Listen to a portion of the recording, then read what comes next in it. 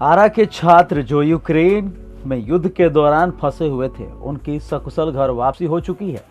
उनकी घर वापसी में केंद्र सरकार में मंत्री एवं आरा से सांसद श्री आर.के. सिंह का अहम योगदान है। घर वापस आकर छात्रों ने अपनी आप बीती सुनाई और बताया कि उन्होंने संकट की घड़ी में जब मंत्री आर.के. सिंह को फोन किया तो उन्होंने भरपूर मदद पहुंचाई। साथ ही यूक्रेन से लेकर घर पहुंचने तक लगातार मंत्री जी के कार्यालय द्वारा उनसे संपर्क साधकर उनकी वापसी सुनिश्चित की गई। इसके लिए वे श्री आर.के. सिंह के शुक्रगुजार हैं।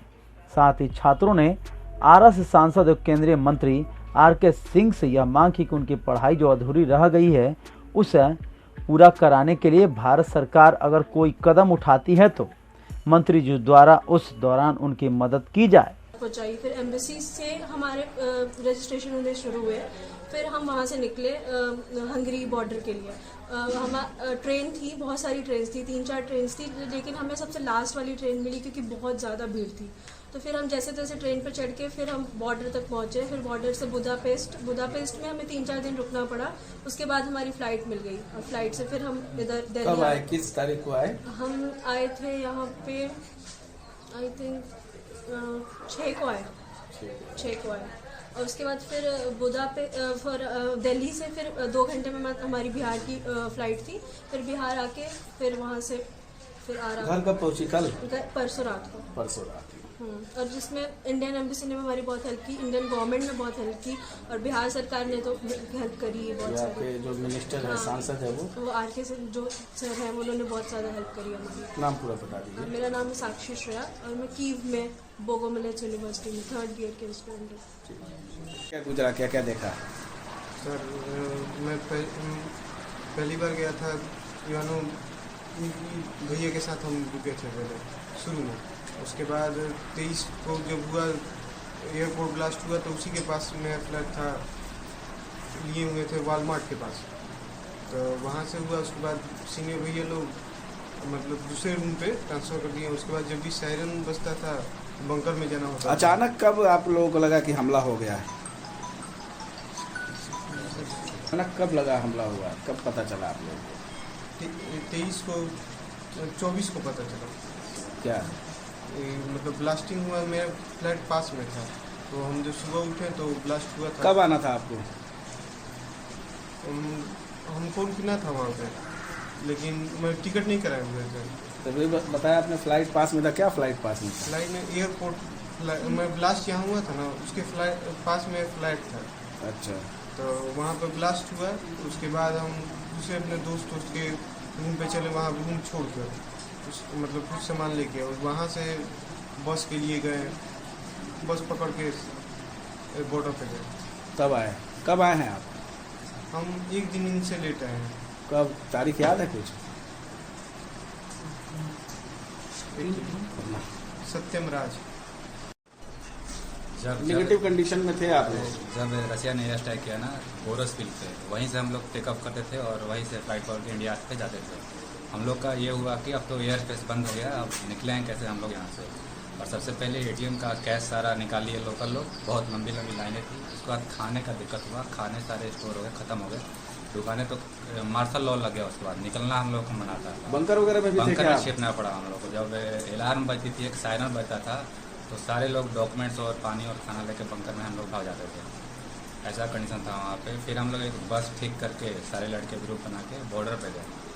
बॉर्डर पे 2 दिन रहे, दिक्कत हुआ वहाँ पे। उसके बाद हम लोग 2 दिन के बाद बॉर्डर क्रॉस किए, रोमानिया बॉर्डर में इंटर हो गए। तब वहाँ एम्बेसी के लोग थे, सब कुछ ठीक ठाक था, खाना पानी शेल्टर हाउस में रखा गया हम लोग को। वहाँ बेहतरीन व्यवस्था थी इंडियन एम्बेसी के द्वारा। वहाँ से फिर हम लोग को राजधानी ले गया, कैपिटल ले गया, बुखारेस्ट लेके जाया गया। वहाँ शेल्टर में 1 दिन रुके हम लोग। फिर फ्लाइटें आई तो हम लोग का जब नंबर आया तो वहाँ से एयरपोर्ट आया। तो क्या भारत सरकार का क्या रोल? बहुत एक्टिव लोग थे, बहुत भारत सरकार का बहुत बहुत थैंक यू कि हम लोग को फ्री में घर तक पहुँचाने। तो हम लोग जून में फंस चुके थे, कुछ खाना पीना था नहीं उधर ही। हम लोग क्या पता क्या होता क्या नहीं होता, बहुत ख़राब क्रिटिकल सिचुएशन था वहाँ पे। अपना नाम बताइए। मेरा नाम विपुल कुमार है, तरनोफिल मेडिकल इंस्टीट्यूट में पढ़ता हूँ मैं। कि जो एयर स्ट्राइक उसके बाद हम लोग घबरा गए कब कैसे, क्योंकि हर जगह अफरा तफरी का माहौल फैल गया। सारे लोग ATM बैंक जाने लगे कुछ कि जल्दी जल्दी वो, और उसके बाद 23 के बाद फिर 24 को सारी चीज़ बंद होने लगे, सारे शॉप नहीं खुल रहे थे। हमें किसी तरह वो था कि निकलना है, कैसे भी यहाँ से निकले हैं। कब मतलब ऐसा फील हुआ कि अब निकल जाएंगे? 23 जब को रोमानिया बुलाया गया तब? नहीं, रोमानिया से पहले यहाँ से कैसे हम निकले, पहले तो ये था कि यूक्रेन से कैसे निकले, उसके बाद हमने बॉर्डर पर कैसे पहुंचे रोमानिया? ये हम बस से पहुँचे रोमानिया बॉर्डर। कितने दिन वहाँ लगा? वहाँ में लगा करीब 36 घंटे हमें बॉर्डर पास करने पर। उसके बाद फिर कहाँ? उसके बाद हमने रोमानिया, क्योंकि हर जगह जगह पर शेल्टर थी, गवर्नमेंट ने अरेंज, NGO और गवर्नमेंट मिलकर अरेंज कराई थी। तो उसके बाद हमें 2 दिन वहाँ पर वेट करनी पड़ी, फिर हमने वो एयर फ्लाइट की टिकट मिली और वहाँ से हम निकले। कहाँ पे आए फिर हम एयरफोर्स की फ़्लाइट थी मेरी। कहाँ? मुंबई उतरे? कहाँ उतरे? Indian air force Delhi. दिल्ली उतरे? दिल्ली। फिर वहाँ से फिर वहाँ से हमें बिहार सरकार ले गई अपने बिहार भवन में, हमारी अगले दिन शाम को टिकट थी, उसी दिन शाम को। फिर वहाँ से मैंने पटना से बिहार सरकार घर तक छोड़ी। पटना से कौन छोड़ा घर तक? बिहार सरकार की गाड़ी थी, और वो इस रूट के जितने भी लड़के थे उनको ला रहे थे। तो किसको श्रेय देते हैं आप? गवर्नमेंट को, पहले तो भारत सरकार को, जो ये पहल की हमें फ्री में नहीं लाती तो हम आज वहीं अभी तक फंसे रहते हैं। तो उनको क्या कहना चाहते हैं? बहुत बहुत धन्यवाद हमारे प्रधानमंत्री जी को, और यही कि आगे का हमारे फ्यूचर का भी कुछ सोच लें, क्योंकि आगे हमारी पढ़ाई हमने बीच छोड़ कर आया है, क्योंकि मेरा 4th ईयर का 2nd सेमेस्टर भी चल रहा है। आपके MP साहब? हमारे MP साहब का बहुत बड़ा धन्यवाद, क्योंकि वो अपने क्षेत्र के लड़कों को भी ध्यान दिए। अपना नाम बताइए। मेरा नाम विकास कुमार, मैं इवानो फ्रांसिस्को में पढ़ता हूँ, 4th ईयर का 2nd ईयर। कहाँ पे? 4th कहाँ पे? इवानो फ्रांसिस्को। से तो क्या माहौल बना था? हम लोग तो पूरा डर गए थे कि अब लगता है कि अब वहाँ से लौट कर मतलब ऐसा बना लिए थे कि वहाँ से लौट आने का उम्मीद तक छोड़ दिए थे आप। तो अगर आपने उम्मीद छोड़ दिए थे तो गवर्नमेंट ने किस तरीके से इस उम्मीद को? गवर्नमेंट का बहुत सहयोग रहा, सही सलामत बच्चे घर आ गए। बिहार सरकार और भारत सरकार का भी, और माननीय हम लोग के सांसद साहब का भी सहयोग रहा।